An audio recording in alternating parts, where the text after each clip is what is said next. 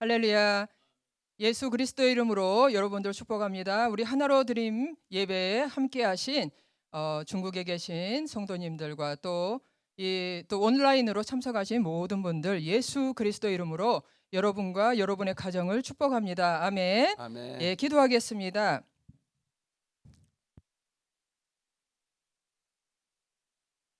네가 나가서 적군과 싸우려 할 때에 말과 병거와 백성이 너보다 많음을 볼지라도 그들을 두려워하지 말라.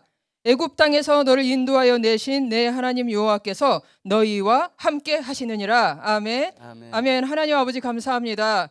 우리의 삶에 매일매일에 이제 큰 도전이 있고 아버지여, 우리 삶에 정말 하나님께서 너희 정작 믿음으로 주 예수 그리스도의 이름으로 서서 승리하시는 것을 우리 삶 가운데 확신시켜 주시기 위하여서 우리 삶 가운데 날마다 일어나는 이 전쟁에 대해서 주님 앞에 올려드립니다. 주님, 아버지, 저희 심령이 오직 평강과 기쁨으로 또 너희가 항상 기뻐하고 범사에 감사함으로 하나님의 뜻을 이루라고 하신 일을 최선을 다하여서 온 힘과 뜻과 정성과 마음을 다하여서 주께 예배하기를 원하옵나이다. 아멘. 이 시간에도 주여 저희의 예배 가운데 영광을 받아 주시옵소서. 아멘. 아멘. 예수 그리스도 이름으로 기도합니다. 아멘. 아멘. 네, 오늘은 아시다시피 여러분 우리 작년 특히 우리 정남영 장로님과 또 홍순자 권사님 이런 연세가 많으신 그분들의 작년 2부 헌신 예배를 저희가 준비하게 되었습니다. 그런데 생각해 보시면 지금 이 세대는 있잖아요. 느헤미야 세대와 같아요. 예루살렘 성전이 무너졌을 때 이분들 그것처럼 이분들은 광복과 또 6.25 사변의 이후에 폐허 속에서 이 땅을 이렇게 재건하신 분들이세요. 재건하시고 어떻게 재건했습니까? 예수의 피와 그들의 기도로 이 땅을 재건했다고 저는 믿습니다. 아멘. 예, 그래서 우리가 지금 현재 누리고 있는 모든 좋은 것들이 그냥 된 게 아니에요. 이들의 헌신과 예수 그리스도의 그 믿음에 예수 그리스도의 그 피로 우리가 그 신앙의 간증의 힘으로 이 땅이 재건된 것을 믿으며 그들이 가장 많이 불렀던 곡들이 뭐였을까요? 찬송들이. 이분들은 예수 십자가 그 보혈의 피를 날마다 뜨겁게 찬송함으로 이 일을 이루었다는 것입니다. 여러분들, 이게 저는 중점이라고 생각하고 모든 기도에 모든 간구에 정말 이 예수의 피로 예수의 이름으로 이들이 이루신 것, 승리하신 것을 우리도 생각하며 오늘 이 찬양 같이 하시기를 원합니다. 아멘. 손뼉 치시면서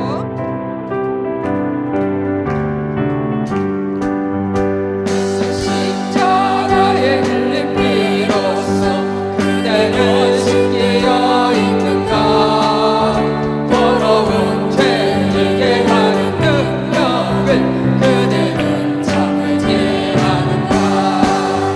예수의 보혈로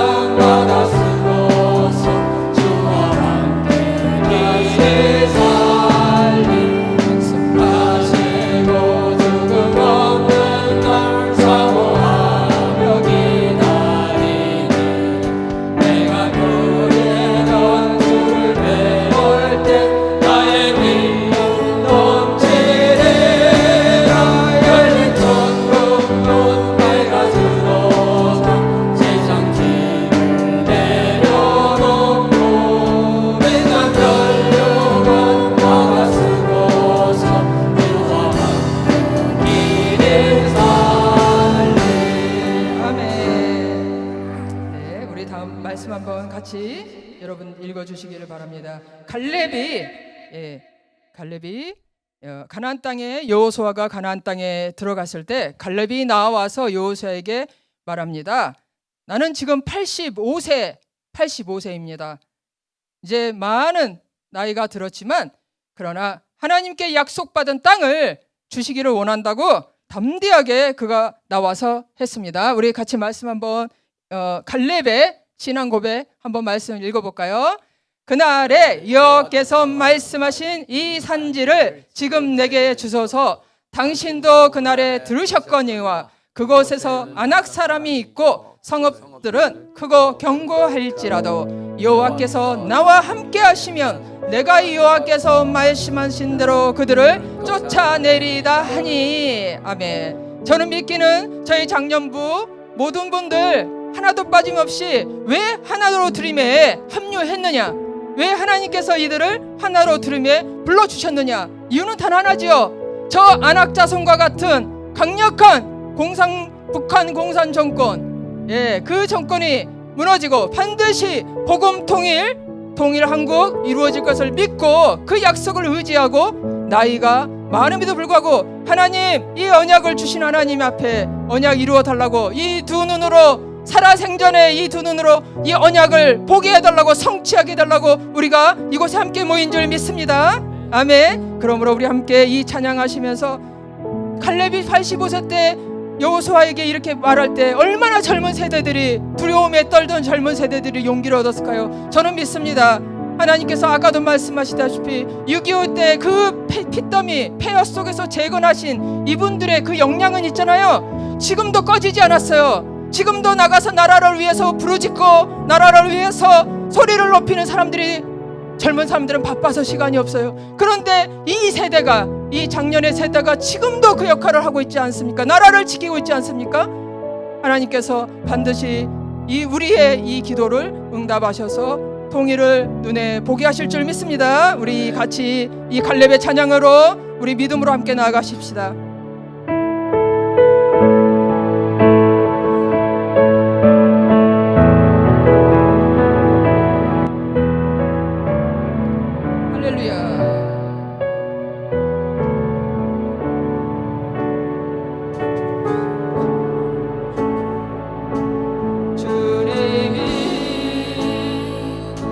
주신 땅으로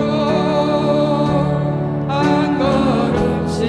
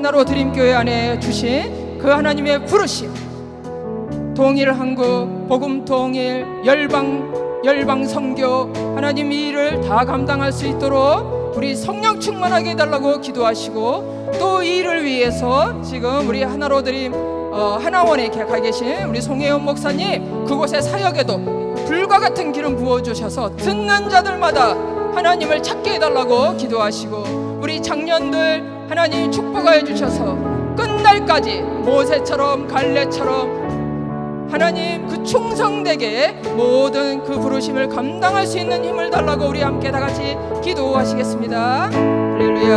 하나님 아버지 감사합니다. 할렐루야. 주여, 주의 이름을 우리 주 예수 그리스도 이름으로 찬양합니다. 하나로 드림을 축복하여 주시옵소서. 우리 하나로 드림 주여 성령의 기름을 충만하게 부어 주시옵소서.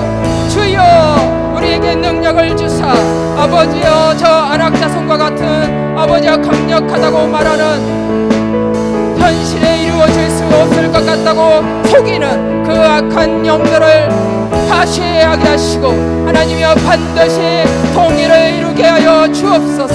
하나님 아버지여 복음 통일되기를 원합니다. 오직 주 예수의 이름만이 아버지여 저 공산주의 영을 물리치고 우리가 하나 되게 연합되게 할 수 있음을 믿사오니, 오 주 하나님, 오직 주 예수 그리스도의 이름이 북한 가운데 그들이 주 예수 그리스도의 이름 앞에 무릎을 꿇게 하시고 모든 우상이 무너지고 아버지여 그 주 예수 그리스도의 이름이 높임을 받는 놀라운 역사가 이 땅에서 이루어지게 하여 주옵소서.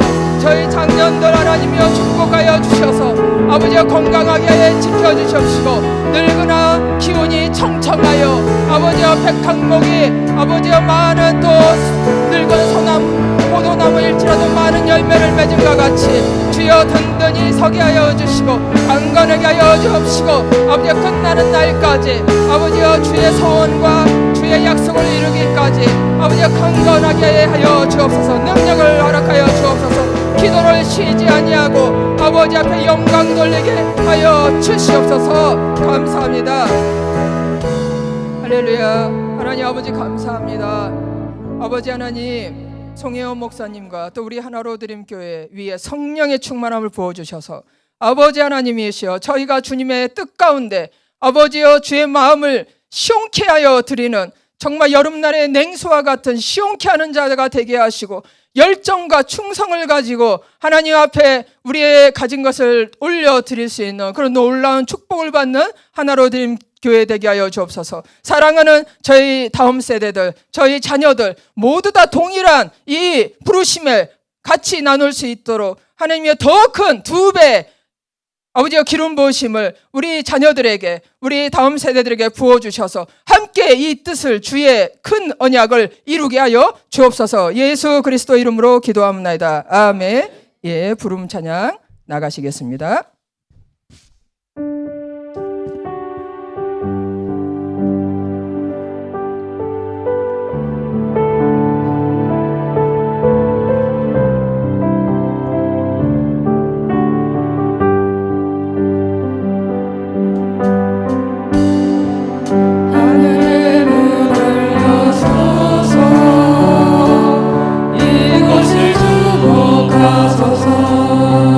주를 향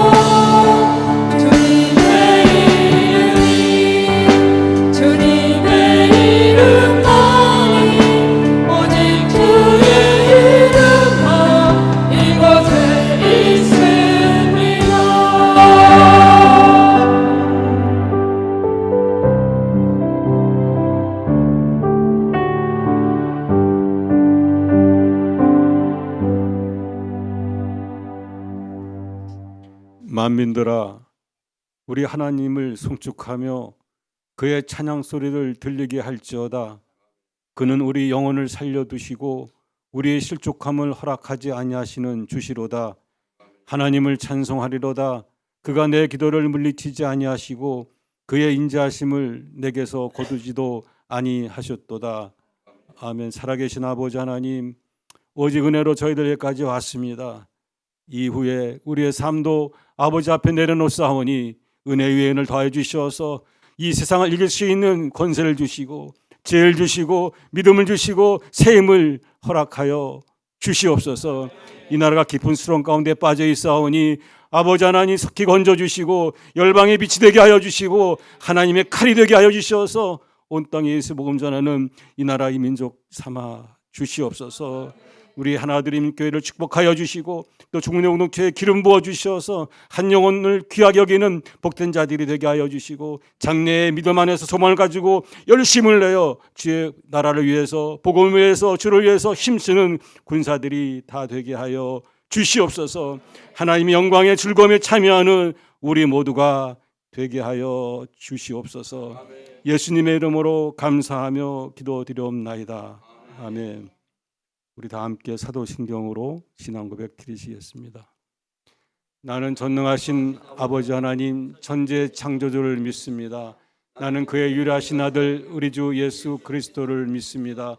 나는 성령으로 잉태되어 동정녀 마리아에게서 나시고 본디오 빌라도에게 고난을 받아 십자가에 못 박혀 죽으시고 장사된 지 사흘 만에 죽은 자 가운데서 다시 살아나셨으며 하늘에 오르시어 전능하신 아버지 하나님 우편에 앉아 계시다가 거기로부터 살아있는 자와 죽은 자를 심판하러 오시리다. 나는 성령을 믿으며 거룩한 공교회와 성도의 교제와 죄를 용서받는 것과 몸의 부활과 영생을 믿습니다. 아멘. 우리 시편 함께 교독하시겠습니다. 여호와여 일어나옵소서. 하나님이여 손을 드옵소서. 가난한 자들을 잊지 마옵소서. 어찌하여 악인이 하나님을 멸시하여 그의 마음에 이르기를 주는 감찰하지 아니하리라 하나이까.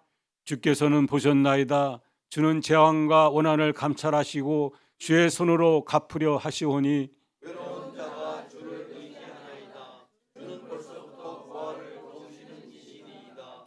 악인의 팔을 꺾으소서. 악한 자의 악을 더 이상 찾아낼 수 없을 때까지 찾으소서.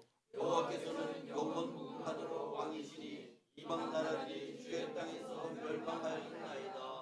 여호와여 주는 겸손한 자의 소원을 들으셨사오니 내 마음을 준비하시며 귀를 기울여 들으시고 고아와 압제당하는 자를 위하여 심판하사 세상에 속한 자가 다시는 위협하지 못하게 하시리이다.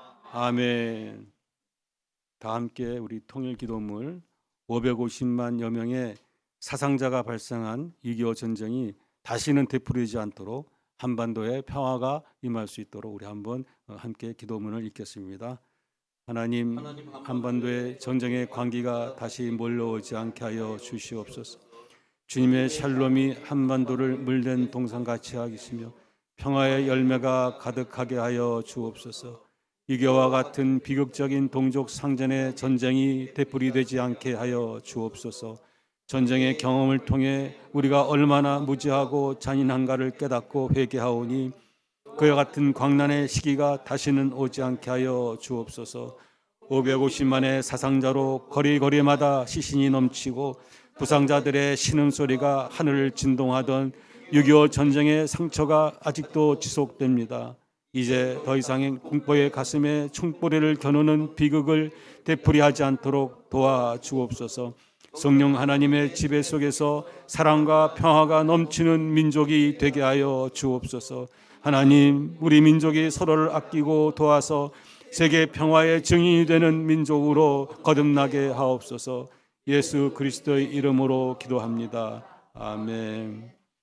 다 함께 앉으셔서 우리 254장 내주의 보혈은 찬양하시겠습니다.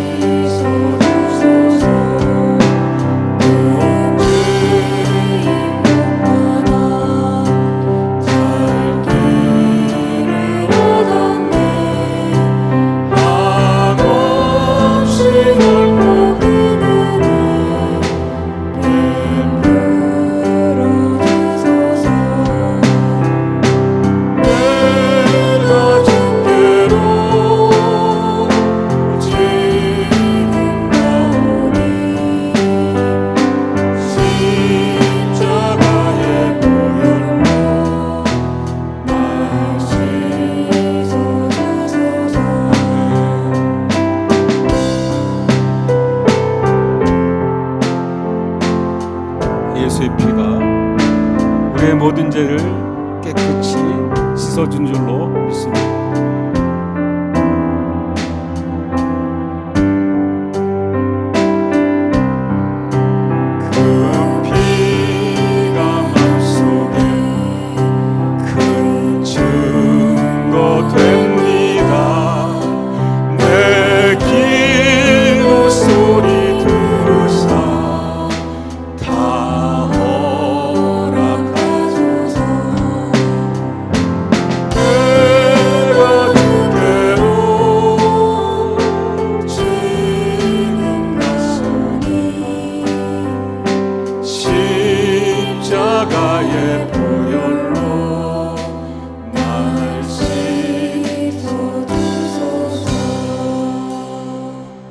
우리 홍수자 권사님 대표해서 기도해 주시겠습니다.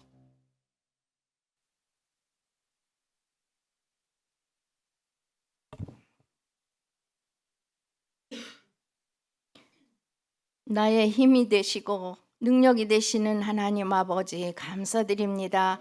오늘도 복되고 거룩한 날 허락하셔서 주님 앞에 나와 예배의 단을 쌓게 하시니 감사드립니다. 이 시간도 성령님 우리 가운데 임하셔서 기름 부어 주시옵소서. 우리 각 심령이 주님으로 인하여 기뻐함을 잊게 하시고 이 시간 주님을 바라며 주님 앞에 더 가까이 나가는 귀한 시간 되도록 도와주시기를 원합니다.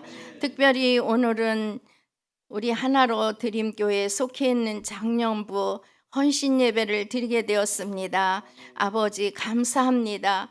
연약한 저희들을 주님께서 불러주셔서 이제 귀한 사명 일찍부터 받게 하시고 주님의 뜻을 이루어 나가기 위해서 날마다 기도하며 주님 애쓰고 수고하게 하신 것 참으로 감사드립니다. 이 장년부 더욱더 영육간에 강건하게 하시고 주님 안에서 주님 더욱 기도하게 하시고 기도를 통하여서 우리의 다음 세대들을 온전히 세워나갈 수 있는 은혜를 주시기를 원합니다. 우리는 부족하고 연약하여 넘어지기 쉽사오니 날마다 우리에게 날개치며 올라가는 독수리처럼 새 힘을 부어주시고 아버지께서 강하고 담대함을 허락하여 주시기를 간절히 바라고 원합니다. 우리가 주님 앞에 기도하는 모든 것들 주님 뜻 안에서 아름다운 열매로 맺어지는 것을 보고 기뻐함을 입을 수 있는 저희가 되도록 도와주시기를 원합니다.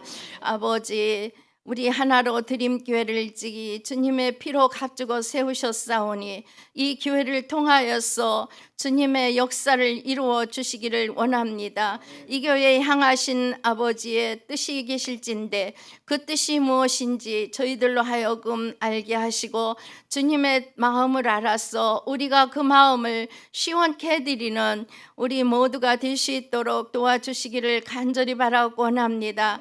이 강단에 세우신 우리 송혜연 목사님을 비롯하여 동역하시는 우리 귀한 목사님들과 또 협력자로 세워주신 모든 성도님들에게 더욱더 성령의 은혜와 능력으로 충만하게 하셔서 성령 안에서 한마음 한뜻으로 주님을 온전히 섬기며 주님 맡겨주신 귀한 일들을 감당하는 데 부족함이 없도록 지혜와 명철함도 허락하여 주시기를 간절히 바라고 원합니다.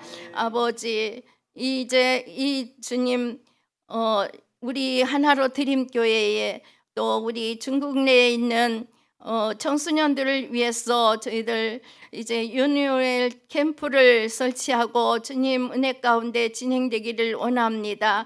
이 일을 통하여서 우리 다음 세대들을 온전히 세워나갈 수 있도록 도와주시옵소서.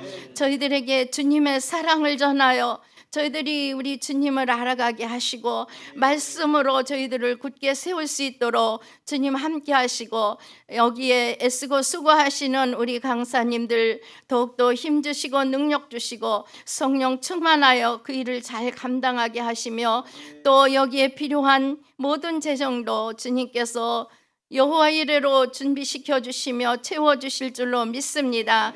감사합니다. 아버지, 이 나라 이 민족 위에도 주님께서 함께하여 주셔서 은혜 가운데 이 나라가 정말 다시 설 수 있도록 주님 온전한 아버지의 믿음의 국가가 될 수 있도록 도와주시기를 원합니다. 남과 북이 하나 되는 그날까지 성령님 이 나라를 떠나지 마시옵소서. 아버지, 죄악이 가득한 이 나라 주님 불쌍히 여겨 주시옵소서. 아버지여, 저희들이 참으로 이 나라를 위해서 기도하고 더 힘써 주님 앞에 간구하는 아버지 귀한 역사가 있게 하여 주시기를 원합니다. 아버지여, 이 땅에 불의한 것들 다 아버지께서 차단시켜 주시고 아버지, 이 땅에 주님의 주시는 참 평안이 있게 하시고 저희들 주님의 은혜 가운데 모두가 평안함을 누리며 살아가도록 주님 역사하여 주시옵소서. 아버지, 정치적으로 경제적으로 너무나도 어렵습니다. 아버지, 무너진 정치를 다시 바로 세워 주시옵소서. 경제를 회복시켜 주시옵소서. 하나님의 정의와 공의가 이 땅에 이루어지게 하시고 세워져서 하나님 아버지의 말씀이 아버지 이 땅에 은혜의 강물이 정말 하수같이 넘쳐 흐르는 귀한 역사가 있게 하여 주시옵소서. 저 북한 땅에도 주님 아버지 이제 닫힌 복음의 문이 열려지게 하시고 다시금 그 땅에 무너진 교회들을 세우며 아버지 그 땅에 성령의 바람이 불어서 그 땅을 새롭게 하여 우리 민족이 다시금 주님 앞에 회개하고 돌아오며 아버지를 기쁘게 하는 귀한 민족 되도록 도와주시기를 원하며 아버지 이제 동족 구원의 꿈과 또 세계 열방의 구원의 꿈을 아버지 저희들 안고 기도하고 있사오니 그 꿈들이 주님 은혜 가운데 아름다운 열매로 맺어질 수 있도록 도와주시기를 간절히 바라고 원합니다. 아버지, 오늘도 이제 말씀 들고 서신 우리 유진범 목사님 주님께서 붙잡아 주시옵소서. 성령의 기름 부심으로 넘치게 하시옵소서. 그 말씀을 통하여서 우리의 심령이 다시 한번 수성함을 얻게 하시고 연약한 심령들도 아버지 마음의 피곤함을 느끼는 심령들에게도 새 힘을 부어 주셔서 참으로 주님만 바라며 나가는 저희들의 심령들 다 될 수 있도록 변화시켜 주시옵소서. 이 한 시간 성령님 함께 하시고 도우실 것을 믿습니다. 감사드렸고 예수 그리스도의 이름으로 기도드립니다. 아멘.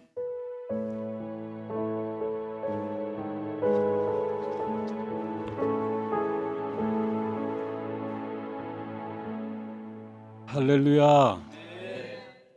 하나님이 우리를 대한민국을 아주 많이 사랑해 주시는 줄로 믿습니다. 오늘 또 예배를 사모해서 나온 저희들을 하나님께서 크게 기뻐하셔서 지금까지 묶여있던 그 어둠에서 묶여있던 그 결박에서 풀어주시고 자유케 하여 주실 줄로 믿습니다. 어느 곳에 있든지 무엇을 하든지 우리로 형통한 자가 되게 하여 주시고 머리가 되게 하여 주시고 나누고 베푸는 자가 되게 해 주실 줄로 믿습니다. 이에 합당한 지혜 주시고 힘 주시고 물질 주셔서 열심히 일할 수 있도록 하나님께서 우리의 힘이 되어 주실 줄로 믿습니다. 오늘 특별히 장년부 헌신 예배인데 우리 유진호 목사님 마태복음 28장 19절에서 20절 말씀으로 제자 삼는 장년부, 제목이 좋아요. 나이가 많지만 제자를 삼아주셨다고 하니까 오늘 특히 장년부 연세 많으신 분들 은혜 많이 받고 세임 받아서 우리 갈렙같이 하나님의 영광 돌리는 군사가 되기를 바랍니다. 우리 목사님 나오실 때 할렐루야로 환영해 주시기 바랍니다. 할렐루야.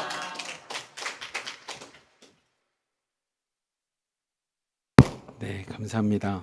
오늘 말씀은 마태복음 28장 19절부터 20절인데 혹시 지난주에 어떤 설교였는지 기억하시는 분 계신가요? 우리가 이 하나님 주신 은혜 중에 망각의 은혜라고 가장 좋은 은혜를 주셨는데 왜냐하면 다 기억하면 사람이 살 수가 없대요, 뇌가. 그래서 이걸 잊고 산다라는 건 큰 은혜라고 하던데 지난주가 원래 마태복음 28장 또 송 목사님이 해주셨었습니다. 근데 이제 저희가 같이 오늘 28장을 통해서 또 다른 제목으로 여러분과 함께 좀 나누고 싶어서 이 말씀을 합니다. 우리 함께 마태복음 28장 19절부터 20절까지 말씀 한번 먼저 보도록 하겠습니다. 같이 읽어봅시다. 시작. 그러므로 너희는 가서 모든 민족을 제자로 삼아 아버지와 아들과 성령의 이름으로 세례를 베풀고 내가 너희에게 분부한 모든 것을 가르쳐 지키게 하라. 볼지어다 내가 세상 끝날까지 너희와 항상 함께 있으리라 하시니라. 아멘. 오늘 본문인 이 마태복음은 이렇게 복음서마다 특징이 조금씩은 있습니다. 그래서 마태복음의 말씀과 누가복음 말씀을 보면 누가복음은 마태복음과는 좀 다른 단어들, 그러니까 뭐 단위들을 씁니다. 예를 들어서 마태복음은 달란트라는 걸 쓴다면 그 누가복음은 렙돈이라고 하는 좀 더 작은 단위를 써요. 그러니까 무슨 얘기냐면 우리말로 좀 쉽게 말하면 마태복음은 돈을 줘도 5만 원권, 10만 원권에 대한 단위를 쓴다면 이 누가복음은 100원짜리, 500원짜리 이런 표현입니다. 왜냐하면 누가복음은 좀 더 가난한 사람들의 입장에서 예수님의 복음이 증거되는 이야기가 좀 된다면 마태복음은 예수님을 어떻게 보시냐면 유대인의 왕으로 오신 예수님이십니다. 그래서 예수님은 유대인의 왕으로 이 땅에 오셨습니다라고 하는 유대인들에게 특히 초점을 맞춰서 예수님이 이 땅에 오신 왕, 우리말로 하면 예수님께서 이 땅에 오신 그리스도 메시아라고 하는 주제를 다루는 것이 마태복음에 있는 이야기입니다. 그래서 마태복음은 다른 복음서랑은 다르게 구약 성경에 예언되어 있던 말씀들이 많이 적용이 됩니다. 왜냐하면 유대인들은 그들의 일상 속에서 아니면 그들의 신앙 속에서 이 성경을 통해서 계속 기록된 그 메시아 그리스도가 언제 올지에 대한 고대함과 기대함과 소망이 있었거든요. 그 구약에서부터 이야기되어 있고 예언되어 있던 그 예언이 성취가 되었습니다. 그 예언이 성취돼서 우리에게 메시아 구원자 그리스도가 오셨습니다. 그분이 누구시냐면 예수님이십니다. 이 이야기를 하고 있는 것이 이 마태복음의 핵심입니다. 그래서 마태복음은 시작이 뭘로 시작되냐면 유대인들에게 친숙한 이스라엘 백성에게 친숙한 족보를 통해서 그 예수님이 그냥 갑자기 떡하니 등장하는 것이 아니라 이 족보 안에서 믿음의 줄기 안에서 이 땅에 오셨습니다라고 하는 것을 등장하기 때문에 마태복음은 족보로 시작합니다. 우리 마태복음 1장 1절 말씀 한번 봅시다. 1장 1절 말씀입니다. 시작. 아브라함과 다윗의 자손 예수 그리스도의 계보라. 아멘. 그렇기에 마태복음 시작이 아브라함으로 시작합니다. 실제로 성경에서 이야기하는 인류 역사의 시작은 누구죠? 아담이죠. 어렵지 않게 여러분 창세기를 읽으신 분들은 아담일 거예요. 근데 이스라엘 백성에게 있어서 믿음의 시작은 누구냐면 여러분 잘 알겠듯이 믿음의 조상 아브라함입니다. 그래서 자신들은 하나님 앞에 선택받았다라고 하는 이 선민사상, 선택받았기 때문에 이스라엘이라고 하는 하나님과 겨루어 믿음으로 이긴 백성, 이 선민사상들이 강했는데 그렇게 이들에게 믿음의 조상 시작은 누구냐면 믿음의 시조는 아브라함입니다. 그리고 그 아브라함과 함께 등장하는 인물은 바로 다윗의 자손입니다. 다윗. 이스라엘 백성이 가장 존경하고 좋아하는 사람은 누구냐면 다윗입니다. 왜 다윗을 좋아하냐면 다윗은 이스라엘 백성들에게 큰 부국 강병하고 힘이 넘치고 다른 어떤 나라와 겨루어도 지지 않을 만큼 큰 제국을 이뤘던 왕이었기에 특히 그 왕은 그냥 힘만 좋은 게 아니라 정말로 시편을 통해서 많은 성경을 통해서 우리에게 믿음을 가르쳤던 믿음의 왕이었기에 이스라엘 백성이 참 존경합니다. 제가 얼마 전에 뉴스에서 본 거는 한국 사람들에게 가장 존경하는 인물을 뽑으라고 하면 우리 북조선은 아니겠지만 이 남한을 대상으로 하면 두 사람이 항상 뽑힌답니다. 첫 번째가 세종대왕이고 두 번째가 누구냐면 이순신이라고 합니다. 왜냐하면 세종대왕은 인민을 위해서 한글을 만들고 잘 치리했던 정치를 잘했던 왕이라면 이순신은 일본 왜구로부터 이 나라를 지키면서 전쟁에 승리하였던 12척의 배를 가지고 했던 그 영화와 같이 동일하게 생각하시면 됩니다. 이스라엘 백성들이 가장 존경하고 고대하고 바라던 인물은 믿음의 조상인 이 아브람 아니면 믿음의 왕이었던 이 다윗에 대한 고대함과 기대가 있었습니다. 그래서 그들은 메시아가 온다고 하면 그 아브라함과 같은 믿음의 줄기에서 그리고 다윗과 같은, 다윗의 그 뿌리에서부터 나올 거라고 생각합니다. 실제로 여러분들이 이사야 성경을 읽어보시던 아니면 예레미야와 에스겔 선지자를 읽어보시면 다 이새의 줄기에서부터 다윗의 왕조를 이어서 다윗의 후대에서 메시아가 태어날 것입니다 라고 하는 수많은 예언들이 등장하고 있는 것을 여러분이 보시게 될 겁니다. 그렇게 마태복음의 말씀을 잘 읽어보면 이 마태복음에 등장하는 예수님의 탄생 이야기는 구약에서부터 예언되어 있던 탄생과 동일하게 시작이 됩니다. 그러니까 누가복음이랑 마태복음은 이 탄생에 대한 이야기를 다루고 있고요. 마가복음과 요한복음은 예수님의 탄생 이야기가 등장하지 않습니다. 근데 마태복음이 이 탄생 얘기를 더 깊게 등장시키는 이유는 이 예수님의 탄생이야말로 구약 성경에 있는 이사야 말씀 7장 14절에 있는 것처럼 그 예수님은 동정녀, 처녀에게서 태어나게 되었다라고 하는 이 구약 말씀에 대한 성취입니다. 성취. 그리고 그 예수님이 태어난 그 예수님을 임마누엘, 하나님이 우리와 함께 계신다. 그리고 예수라는 이름을 통해서 하나님이 우리의 구원자가 되신다라고 하는 이 말씀의 성취를 이루는 것이 마태복음입니다. 그리고 탄생 이야기 뒤에 보면 유일하게 마태복음에만 등장하는 건 그 헤롯 왕이 동방 박사들을 통해서 메시아가 태어난다고? 야, 그러면 저 베들레헴이라고 하는 땅에 2살 이하의 남자애는 싹 죽여라고 하는 칙령이 내려갑니다. 그래서 예수님이 어디로 피하시냐면 애굽으로 피하십니다. 그리고 애굽으로 피했다가 다시 갈릴리라고 하는 고향에 와서 어린 시절을 보내시고 공생애가 시작됩니다. 마치 뭐랑 비슷하냐면 모세가 애굽에서부터 왕이라고 하는 자리에 있다가 잠시 나가서 다시 공생애를 시작하는 것처럼 마태복음에 있는 이야기를 잘 보면 예수님의 탄생 이야기들이 구약에서부터 등장했던 이스라엘 백성들이 고대하고 기대했던 수많은 믿음의 선조들의 모습이 등장합니다. 아브라함, 모세, 다윗과 같은 모습입니다. 근데 이 유대인들은 그럴 수밖에 없었던 게 그들의 머릿속에는 아브라함과 같이 하나님의 음성을 직접 받는 겁니다.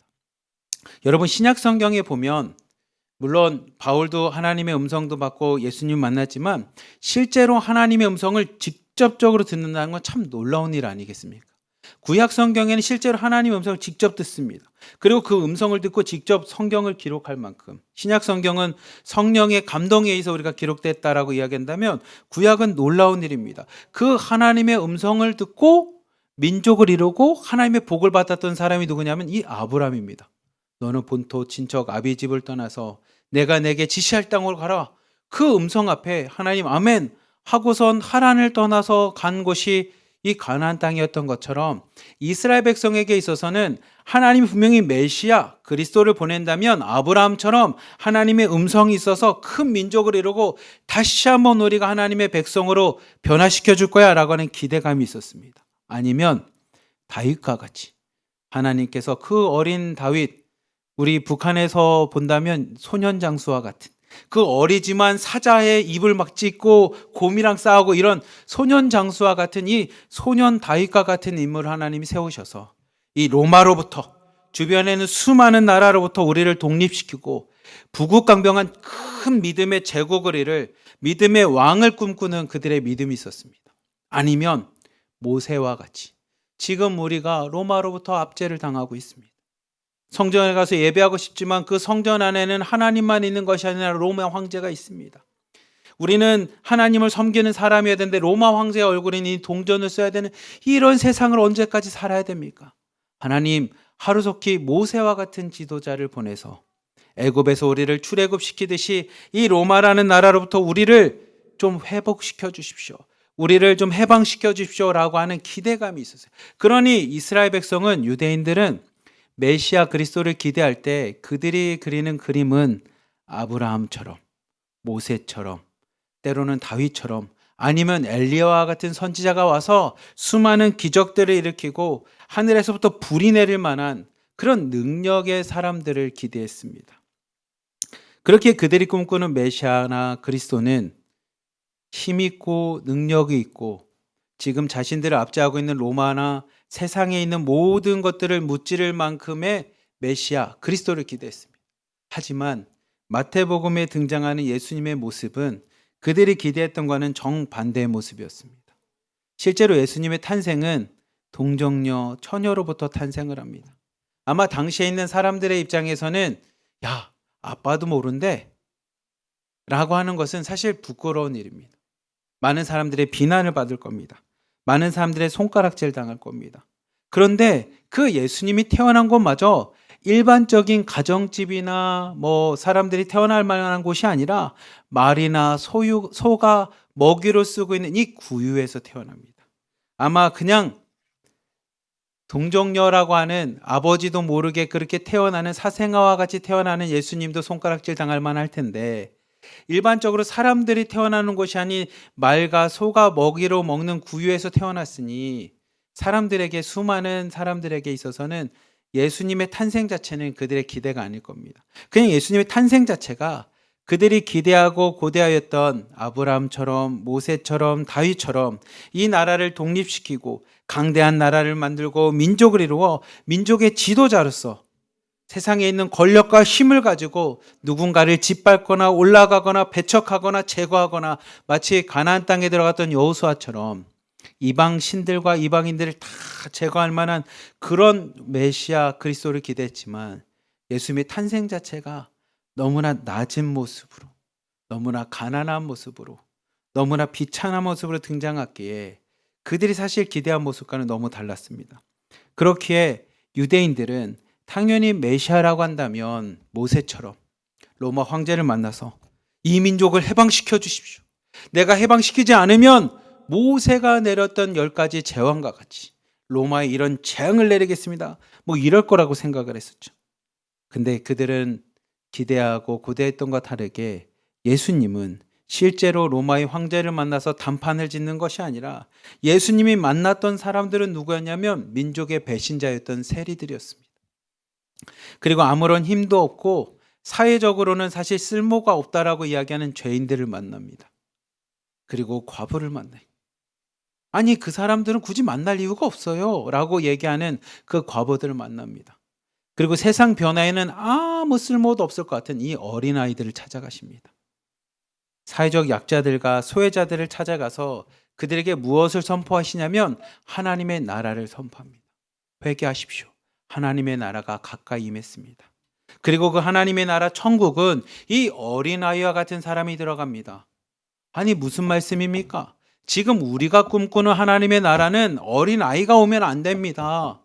다윗과 같이 골리앗을 물리칠 만큼의 힘있고 능력있고 하나님의 능력을 가지고 엘리야와 같이 하늘에서 불이 팡팡팡 내려서 저 로마 황제가 살고 있는 성들이 다 불에 타고 여호수아처럼 모세처럼 하나님의 손을 들며 이방민들을 다 죽여서 이기는, 아니 그런 메시아 그리스도를 꿈꾸는데, 아니 천국과 같은 마음으로, 아이와 같은 마음으로 천국에 들어가라고 하니 유대인들의 입장에서, 이스라엘 입장에서는 그 예수님의 사역을 받아들일 수가 없었습니다.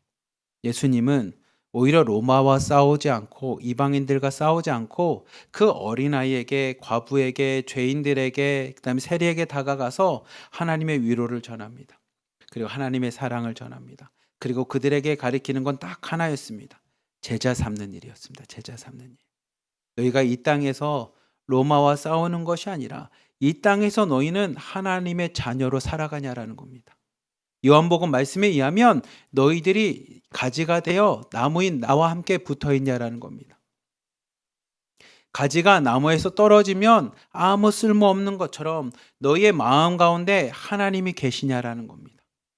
너희들의 삶 가운데 하나님과 동행하고 있냐라고 하면서 말씀으로 변화된 삶, 제자의 삶을 가르쳐 줍니다. 그리고 예수님의 사역은 하나하나가 다 뭐냐면 하나님의 사랑이었습니다.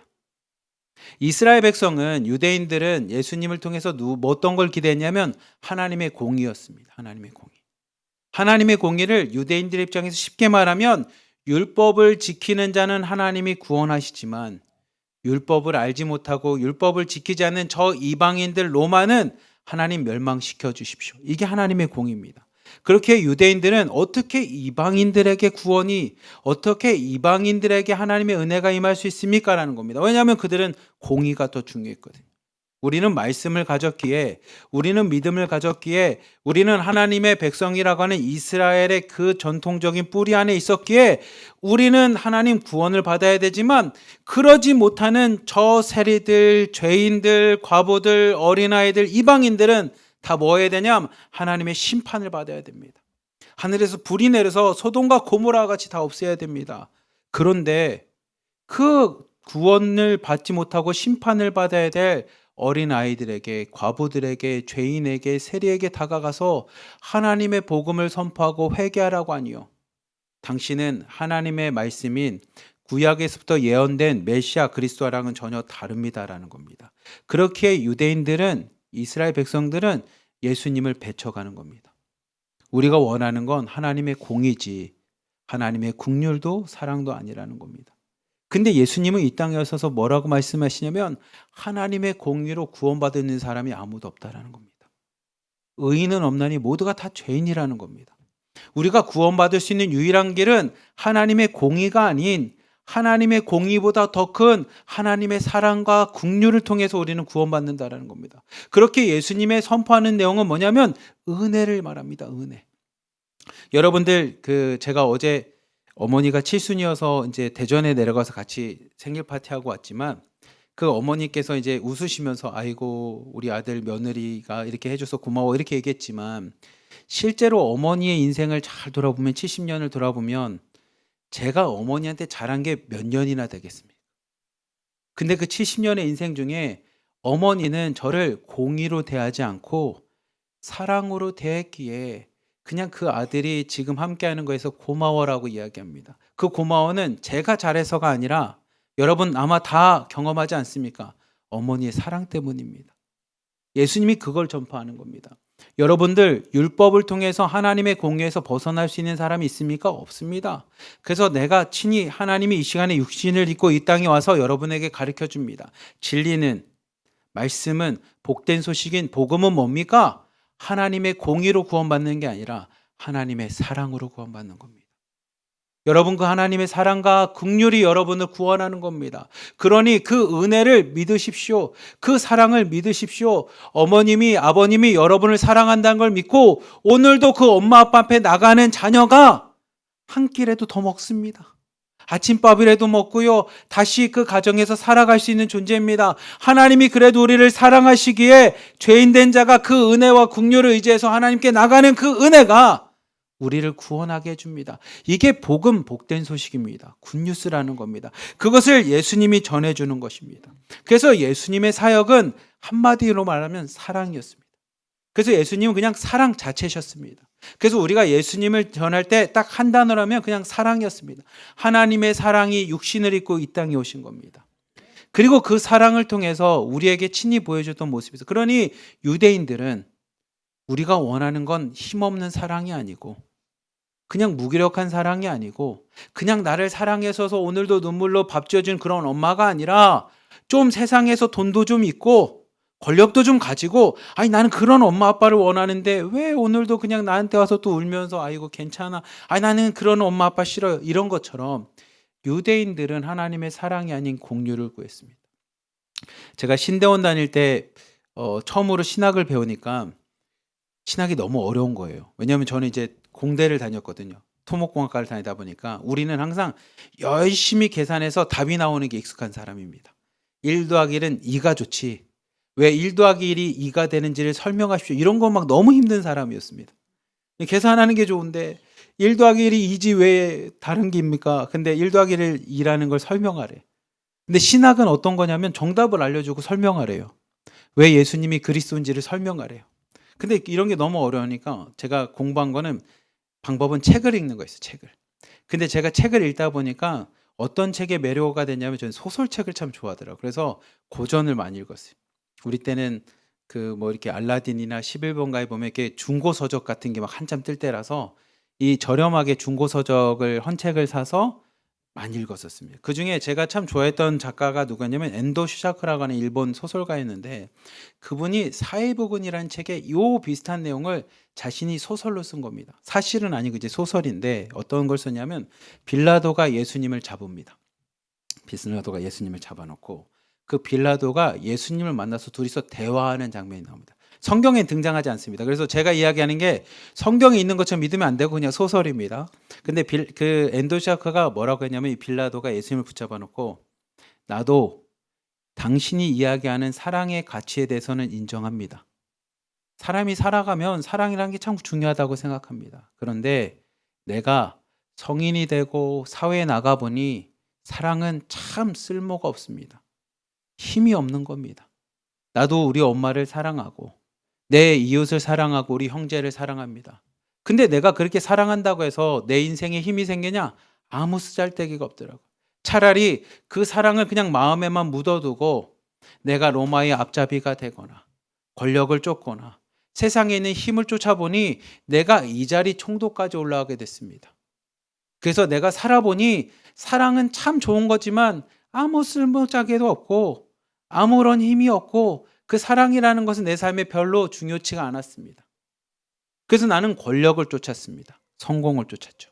근데 왜 당신이 갑자기 나타나서 많은 사람들을 선동하기 시작합니까? 여러분, 권력이 중요한 게 아니라 사랑입니다. 하나님의 나라는 그 사랑으로 들어가는 겁니다. 하나님이 여러분을 사랑하십니다라고 하는 그 사랑을 얘기하냐라는 겁니다. 아무 쓸모도 없고 내가 버렸던 그 사랑을 왜 당신이 나타나 다시 얘기하냐라는 겁니다. 그래서 내가 많은 사람 앞에 당신을 십자가에 처형함으로 이 하나님의 사랑이라는 것이 얼마나 힘이 없는지, 얼마나 의미가 없는지를 많은 사람한테 보이겠다라는 겁니다.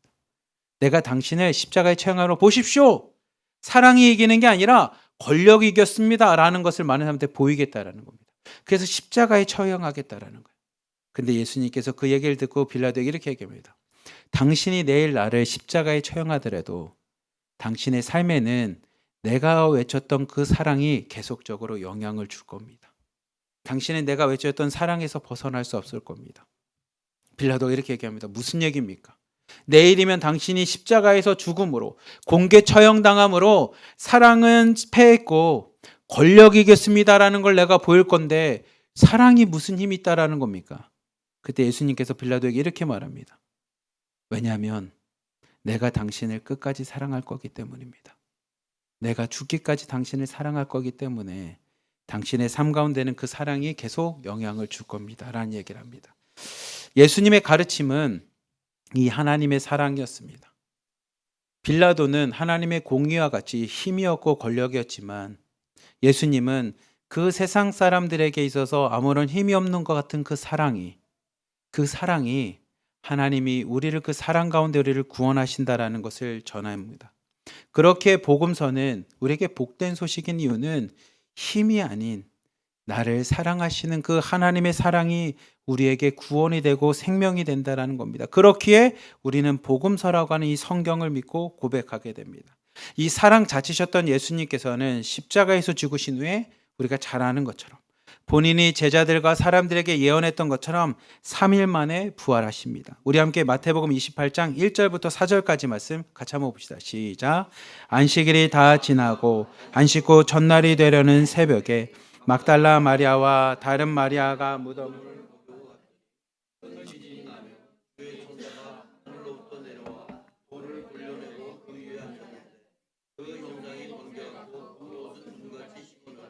지키던 자들이 그를 무서워하여 떨며 죽은 사람과 같이 되었더라. 아멘. 예수님의 부활은 우리 1절의 말씀처럼 안식 후 첫날 일어납니다. 안식 후 첫날.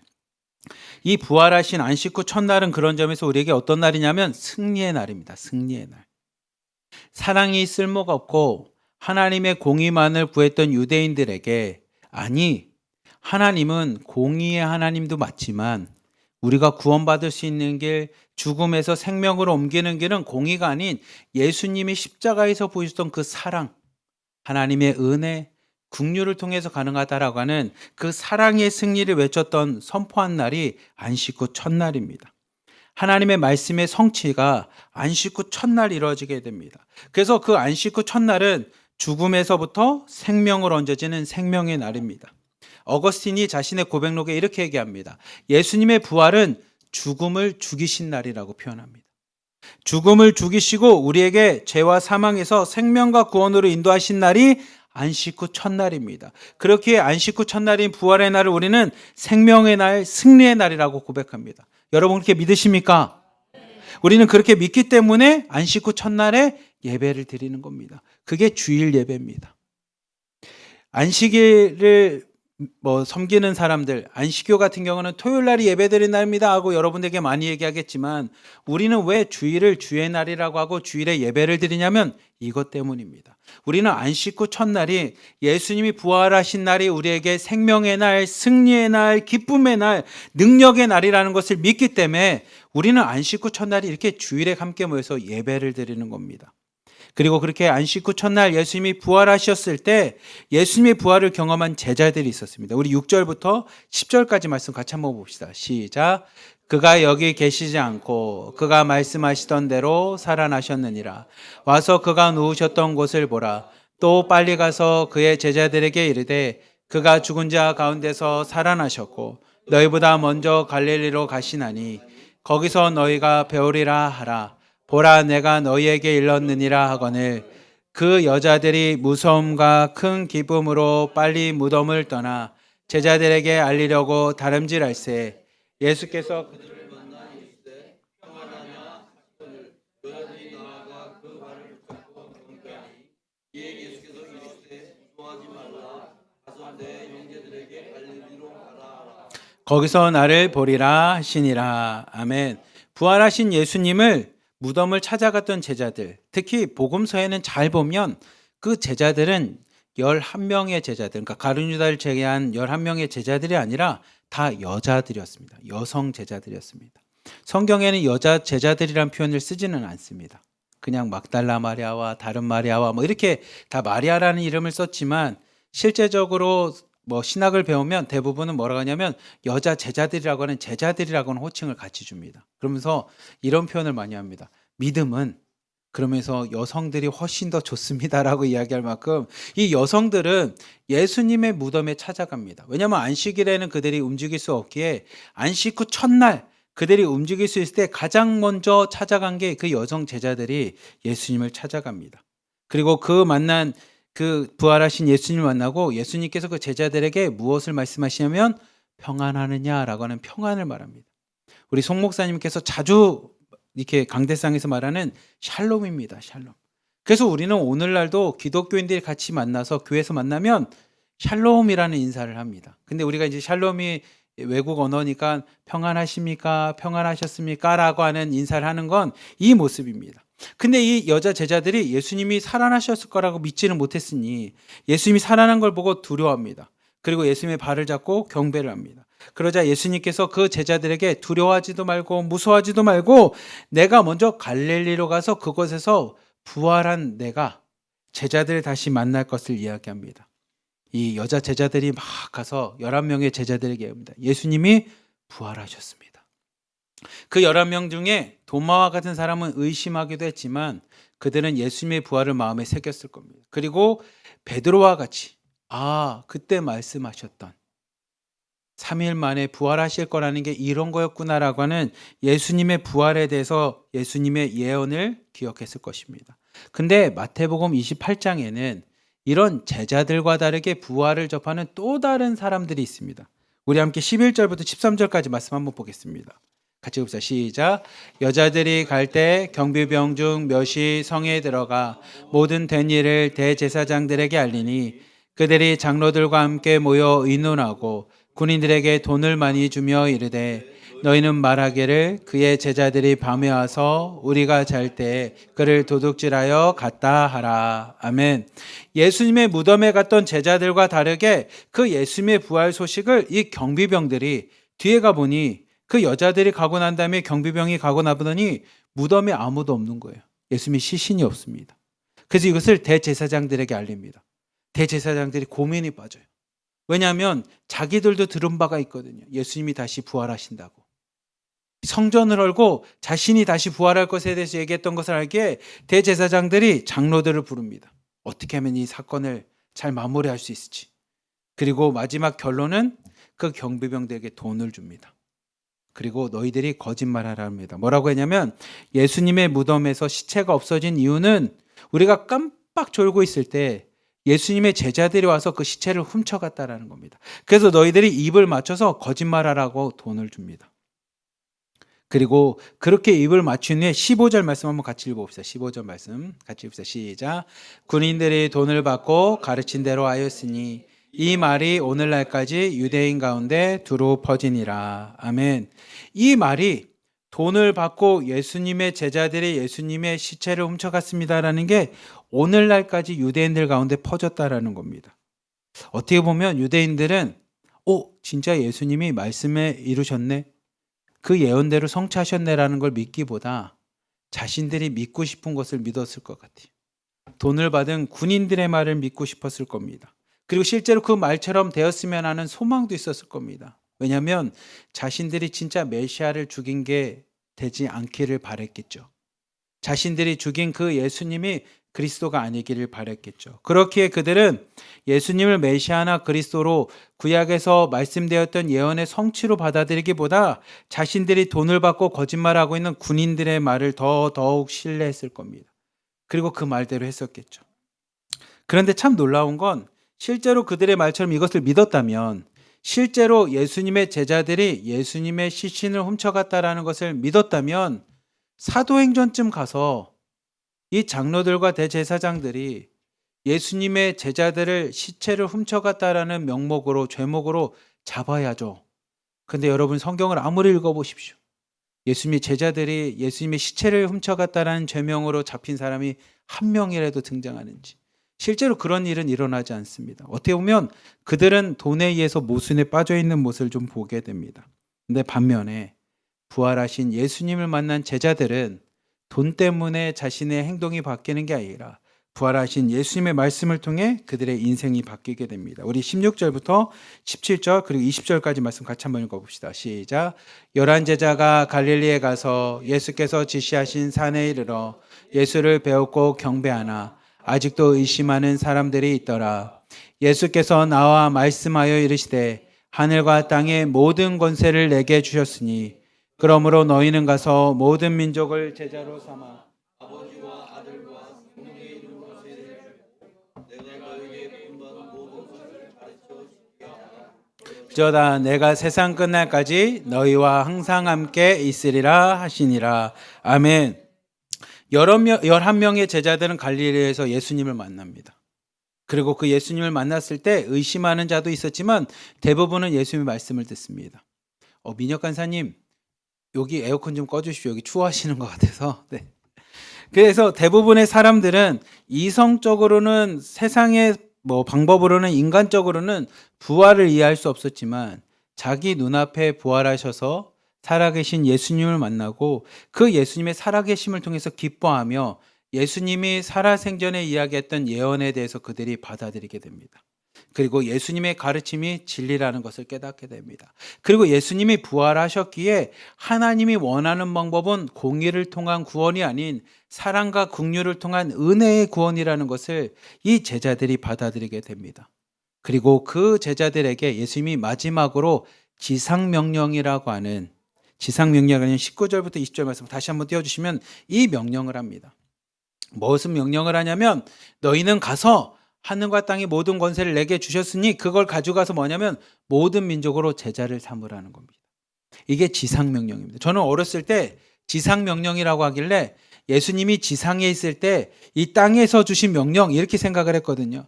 근데 이 지상이라는 지자가 이를입니다. 이렇게, 그래서 가장 높이 이른 명령입니다. 영어로는 great라고 하는 단어를 쓰는데 가장 높은 명령입니다. 우리에게 주신 하나님의 명령 중에 가장 큰 명령, 한계가 없고 끝이 없고 가장 위대한 명령이 뭐냐면 이 지상명령인데, 그 지상명령이 뭐냐면 가서 제자 삼으라는 겁니다. 어떻게 보면 우리에게는 예수님이 마지막으로 하나님 품에 올라가신, 승천하시기 전에 마지막으로 주신 유언입니다. 유언. 제가 유언이라는 걸 한번 이렇게 단어를 찾아봤더니 유언은 그 유언을 한 사람이 죽음으로, 그 사람이 떠남으로 효력이 발생이 되는데 그 효력은 상대방과 상관없이 발생이 된다는 게 유언이라는 겁니다. 그래서 예수님이 이 땅에서 우리에게 지상명령을 주셨다면 그 유언 역시도 우리의 의지랑은 상관없습니다. 하나님, 나는요 배움이 적습니다. 저는 능력이 없습니다. 저는 머리가 좋지 않고요. 사람들에게 말을 잘 못합니다. 그래서 제자 삼는 건 아유 나는 그걸 못합니다. 그냥 나 혼자 열심히는 믿을 수 있어도 아유 누구한테 가서 뭐 저는 아유 나는 남 부끄러워서 못합니다. 이렇게 거절할 수 있는 게 아니라는 겁니다. 유언은 상대방과 상관없이 그 유언을 전한 자가 떠남으로 법적인 효력이 있습니다. 우리에게도 동일합니다. 예수님께서 우리에게 제자 삼으라고 하는 이 지상명령은 가장 위대한 명령이고 말씀이기에 우리가 지켜야 될 뿐만이 아니라 우리에게 주신 예수님의 유언과 같은 말씀입니다. 그러니 우리의 자질이나 능력이나 우리가 가진 그런 뭐 아무것도 지식이나 이런 걸 통해서 하고 안 하고가 아니라 그냥 예수님의 유언이고 명령이기에 우리는 그것을 하는 자들입니다. 어떤 자들이 예수님의 자녀가 된 사람들, 예수님의 제자가 된 사람들, 예수님을 믿고 하나님의 백성이 된 자라면 그 말씀에 순종하고 따라가는 것이 이 지상명령입니다. 제자 삼는다는 것은 뒤에 있는 말씀처럼 성부와 성자와 성령의 이름으로 세례를 줄 뿐만이 아니라 주님의 백성으로 가르친다. 어디냐면 그 하나님이 예수님이 이 땅에 오셔서 가르쳤던 그 말씀을 가르쳐 지키게 하는 겁니다. 그러니까 뭐 다른 말로 하면 세상에 있는 가치관을 갖고 살아가는 존재가 아닌 진리를 갖고 살아갈 수 있게끔 하나님의 진리를 가르쳐 주는 겁니다. 그리고 그 가르침대로 살아갈 수 있게끔 함께하는 거고요. 그 일을 위해 주님께서는 우리를 혼자 버려주지 않고 우리와 세상 끝날까지 함께 하신답니다. 우리를 고아와 같이 홀로 버려두는 게 아니라 우리와 함께 하신다는 겁니다. 그래서 우리가 무슨 얘기를 할 때 잘 떠오르지 않고 뭐 해야 될지 모르겠습니다 할 때 성령님께서 그 입술을 주장해 주신다라고 이야기할 만큼 우리에게 주신 그 명령대로 살아가는 것이 지상명령, 예수님의 유언대로 살아가는 삶인 것입니다. 사랑하는 우리 하나님께 성도 여러분, 그리고 드림 공동체 자매님들, 오늘 헌신 예배 드리는 작년 2부에 있는 모든 성도님들, 오늘 말씀을 잘 보면 돈을 받고 거짓말하는 군인들과 그 군인들의 말을 듣는 유대인들은 결코 성경에서 보는 것처럼 예수님의 제자가 될 수 없습니다. 구원받은 자가 될 수 없습니다. 근데 이거는 그냥 단순하게 마태복음 28장에 등장하는 역사적인 사건이 아니라 오늘 우리에게도 동일합니다.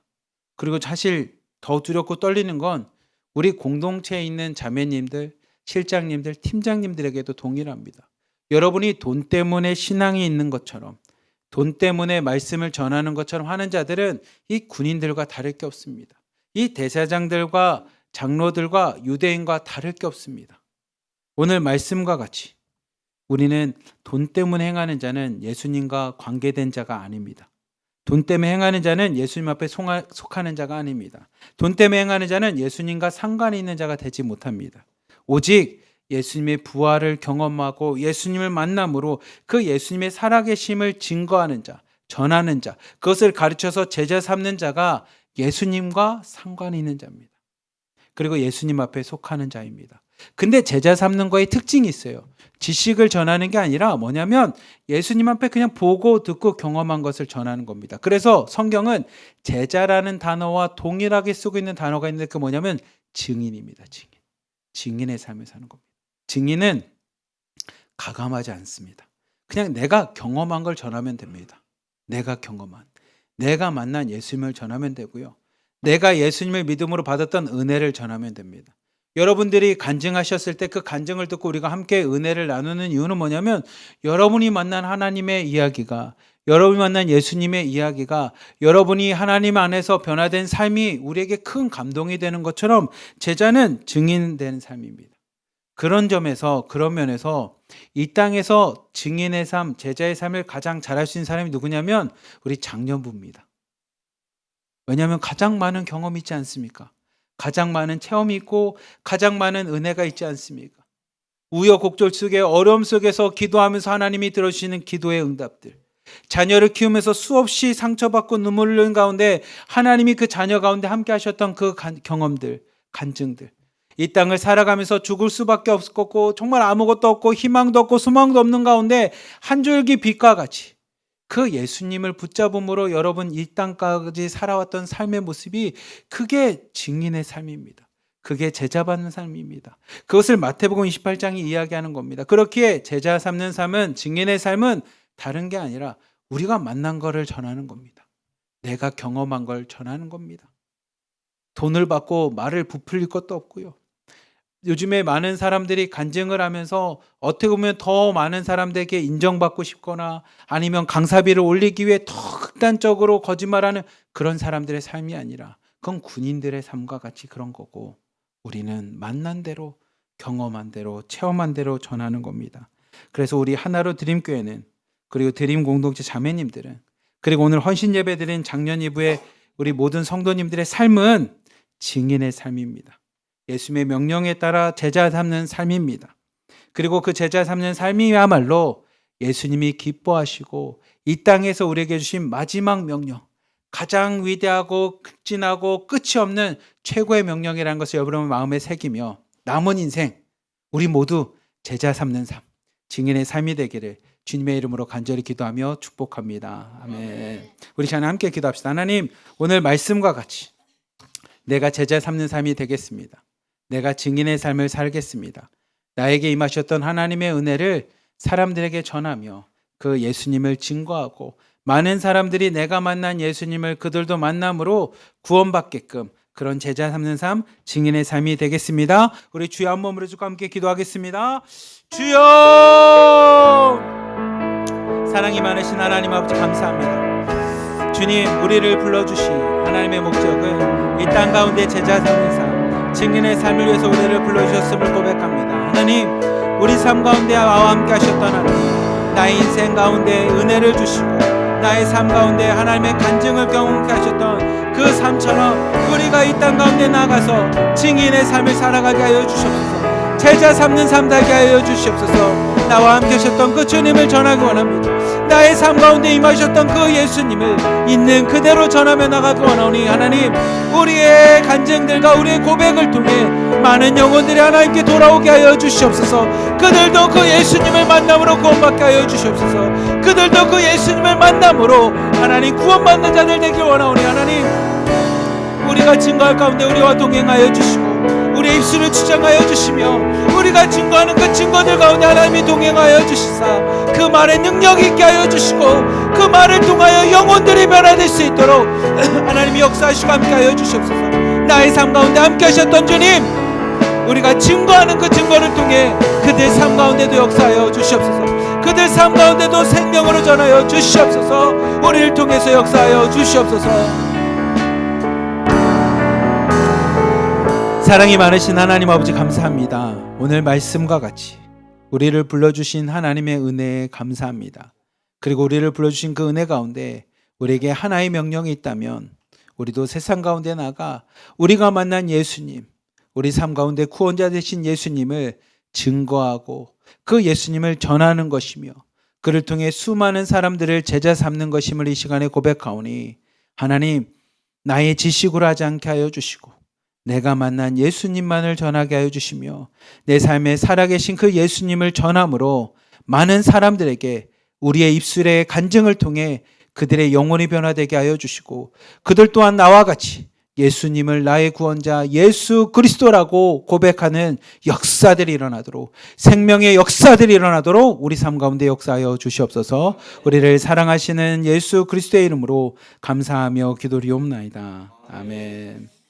우리 이 시간에는 작년 2부 특송을 통해 하나님께 영광 돌 뿐만 아니라 봉헌하는 시간을 갖도록 하겠습니다.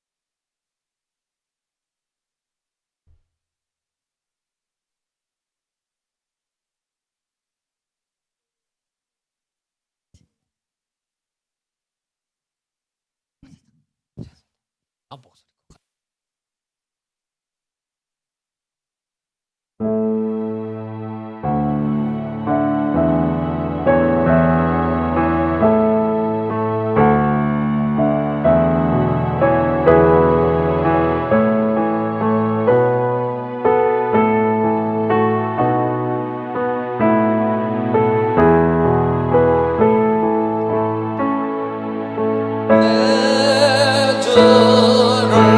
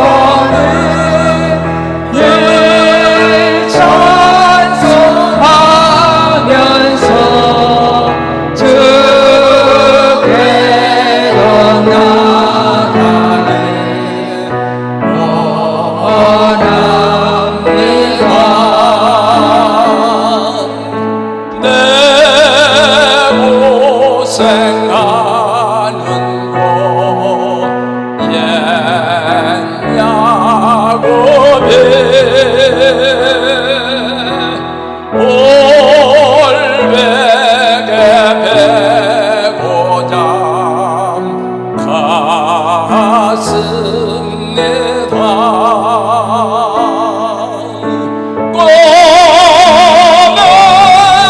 소원이 늘 찬송하면서 적게도 나가기 원합니다. 천성에 가는 길 험하여도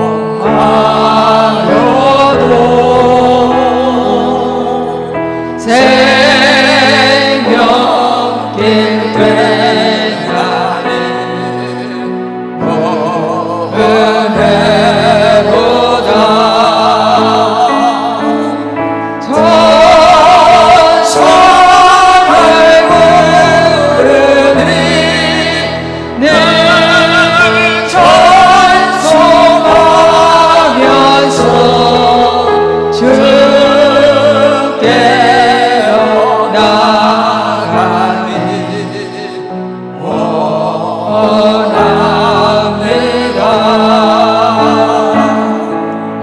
야곱이 잠대요 예언한 후 돌려야 될 삶과 본받아서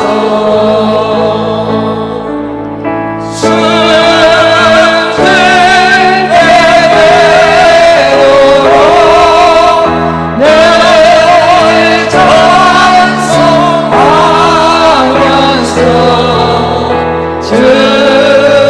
주께로 나가기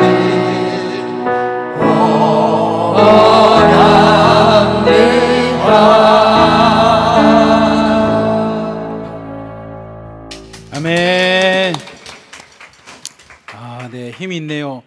특히 정나윤 장로님 솔로 하실 때는 진짜 갈렙을 보는 것 같습니다. 아, 이 시대에 살아있는 갈렙 같아서 참 은혜는 됩니다.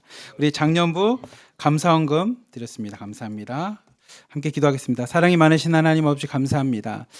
우리를 이 땅 가운데 불러주시고 주님의 제자 삼아주시고 증인의 삶을 살아갈 수 있는 은혜를 주심에 감사합니다. 우리가 지금까지 살아왔던 모든 삶이 하나님의 은혜였습니다. 그리고 그 은혜를 세상 가운데 전하기를 원합니다. 주님, 우리 장년부 가운데 하나님 은혜를 전하고 말씀을 전하며 살아계신 예수 그리스도를 전하는 장년부에게 하나님 건강 허락하여 주시고 능력 허락하여 주시고 가정과 사업과 가정의 자녀들에게 하나님 크신 은혜로 함께하여 주시옵소서. 오늘의 물질이 쓰이는 모든 곳에 하나님의 축복이 임하길 원하오며 우리를 사랑하시는 예수 그리스도의 이름으로 감사하며 기도리옵나이다. 아멘. 우리 옆 사람에게 인사 한번 합시다. 사랑합니다. 축복합니다. 감사합니다. 네. 제가 섬에서 육도에 있을 때 마을 분들끼리 왜 이렇게 싸우나 그랬어요. 왜냐하면 이게 보상을 받고 난 다음부터 싸움이 시작하는 거예요. 이제 거기가 화력발전소가 들어오면서 그 바다에 어업하시는 분들한테 다 보상해 갔거든요. 근데 돈이 들어가고 난부터 마을 사람들이 싸우기 시작하는 거예요. 근데 싸울 때 대부분의 특징은 뭐냐면 나 잘났네, 너 잘났네, 너 이렇게 말했잖아, 이거 가지고 다 싸우더라고요. 그래서 제가 혼자 고민을 하면서 성도님들끼리도 싸움이 일어나니까 어떻게 하면 사람이 싸우지 않을까를 고민해 봤거든요. 그래서 제가 깨달은 건 이거였어요. 감사합니다, 미안합니다, 사랑합니다, 이것만 잘해도 싸울 일이 하나도 없어요. 근데 이 미안합니다 안에서 싸우고요, 감사합니다 안에서 싸우더라고요. 그리고 나서 제가 송 목사님한테 우리도 교회에서 다른 말 하지 말고 감사합니다, 사랑합니다, 축복합니다 이것만 합시다라고 했는데 우리는 계속 서로 감사하고 사랑하고 축복하는 그런 하나로 드린 교회 되기를 축복합니다.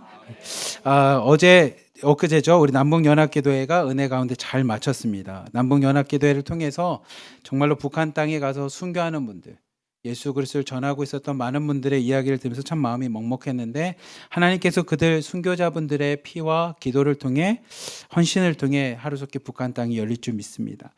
그리고 오늘 마지막 주기 때문에 여러분 함께 식사하시고 그냥 자유롭게 나눔하시다가 돌아가시면 됩니다. 그리고 오늘 오후 2시에는 우리 중국내 공동체분들 오후 2시에 베데스다 의료 선교입니다. 8분들이 지금 신청을 하셔서 저희가 그 순서에 맞춰서 준비를 했거든요.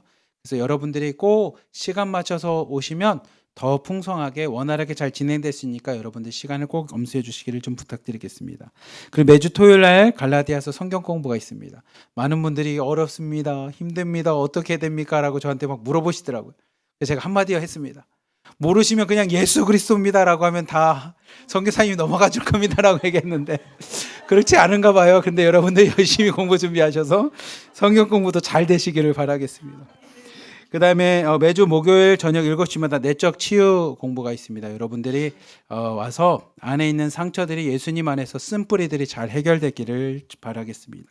그리고 우리가 함께 기도하길 바라는 게 우리 김현옥 실장님하고 우리 은평이가 여기 양천구에 좀 집을 받을 수 있게끔 많은 분들이 뭐 양천구 아파트가 오래됐다라고 하지만 그래도 서울로 와야 교육이나 여러 가지가 좋고 무엇보다 함께 신앙생활하는 게 중요한 만큼 여러분이 함께 기도해 주시기를 좀 부탁드리겠습니다. 그리고 마지막으로 우리 7월 6일 첫째 주 대표기도 하수경 권사님께서 대표기도 해주시겠습니다. 우리 다 함께 일어나셔서 마지막 찬양하고 축도로 모든 예배를 마치겠습니다.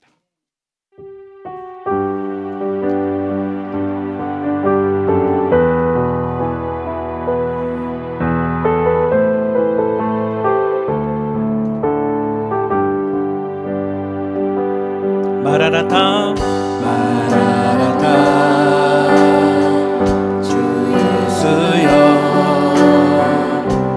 어서 오시옵소서. 땅의 모든 끝 모든 족속 주를 찬송하게 하소서.